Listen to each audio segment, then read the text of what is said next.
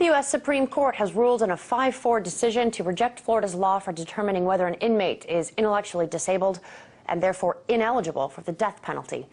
In a 2002 case, Adkins versus Virginia, the court ruled it unconstitutional to execute intellectually disabled inmates, citing the Eighth Amendment protections against cruel and unusual punishment. But it left it up to the states to determine who qualifies as intellectually disabled.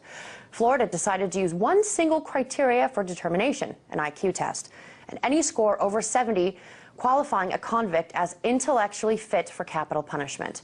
Freddie Lee Hall, a 68-year-old convicted of murdering a police officer and a pregnant woman in 1978, has had several IQ tests, sometimes scoring above, sometimes scoring below the 70-point cutoff.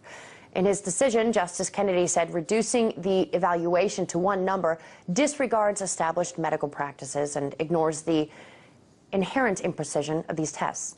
He writes that Florida's law contravenes our nation's commitment to dignity and its duty to teach human decency as the mark of a civilized world.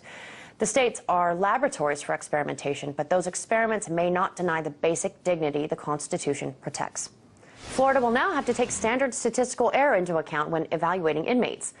This decision could have consequences for 32 states that still use the death penalty, several of which have come under fire recently for how they decide who is intellectually disabled.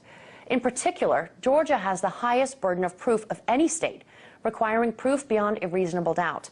And Texas was recently ordered to halt a prisoner's execution over evidence concealed by prosecutors of an inmate's low IQ scores. Several hundred claims of intellectual disability have been filed by death row inmates since the 2002 Adkins ruling, representing about 7% of all inmates awaiting execution.